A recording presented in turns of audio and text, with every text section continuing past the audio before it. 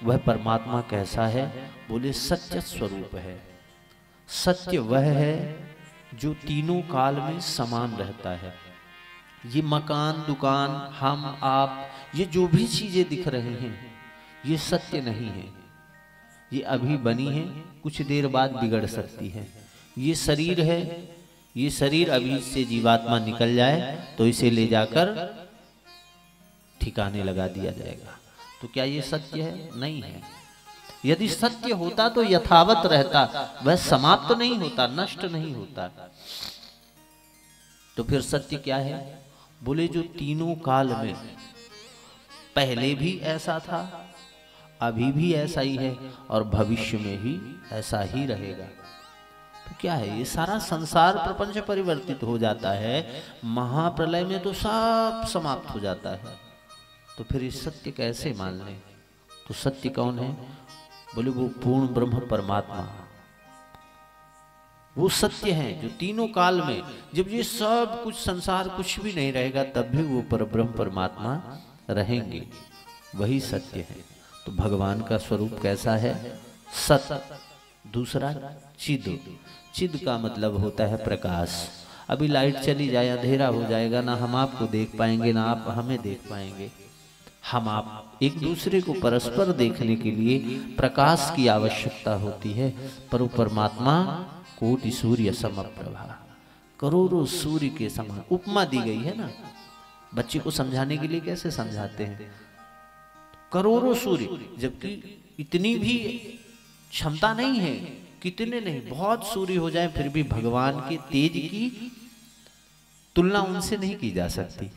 तो परमात्मा का स्वरूप कैसा है? सत्य स्वरूप है, चिदाकार है, प्रकाश पुंज।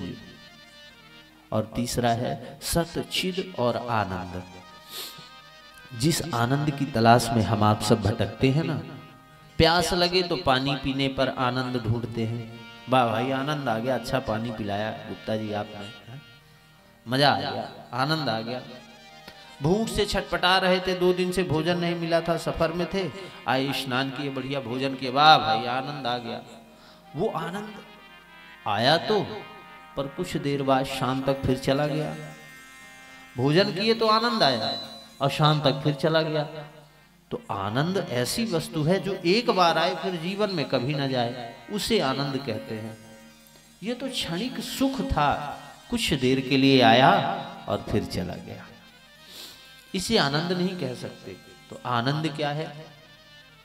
आनंद वह वस्तु है जो एक बार किसी जीवात्मा को या किसी प्राणी को या किसी भक्त को प्राप्त हो जाए तो जीवन में फिर उसकी आवश्यकता उसे नहीं पड़ती। किसी व्यक्ति को आप करोड़ों रुपए दे दीजिए, कुछ दिन में वो खर्च कर देगा, फिर हाथ फैला देगा, भैया पैसा तो खत्म हो गया। पर आनंद जिस वस्तु से प्राप्त होता है वहां ये परिस्थिति, ये नियम लागू नहीं होता। आनंद जीवन में एक बार आता है। पहली बात तो सहज रूप से मिलता नहीं किसी को, पर आनंद यदि प्राप्त हो गया तो जिस वस्तु के माध्यम से आनंद प्राप्त हुआ उस वस्तु की या संसार में किसी भी वस्तु की कोई भी कामना, इच्छा नहीं रह जाएगी। जब कोई कामना न रह जाए, जब कोई इच्छा न रह जाए, तब आप समझ लीजिए कि हमें आनंद प्राप्त हो गया है। आनंद कहां प्राप्त होगा? भगवत चरणों में, भगवान नाम में। क्योंकि आनंद कोई सांसारिक वस्तु नहीं है कि जिसे हम पैसे से खरीद सकें। आनंद अनुभूति की बात है, इसका अनुभव किया जा सकता है, अनुभूति की जा सकती है। जैसे किसी गूंगे व्यक्ति को गुड़ खिला दीजिए, अब वो जीभ तो लपलपाएगा पर बताए कैसे? क्या बता सकता है? नहीं बता सकता। ऐसा कर सकता है बस, अपने तरफ से वो बताना चाह रहा है पर बता नहीं सकता। ऐसा ही आनंद है, यही भगवत प्राप्ति है। लोग कहते हैं कि हमें भगवान मिल गए, बचपन में महाराज जी हमें भगवान मिल गए।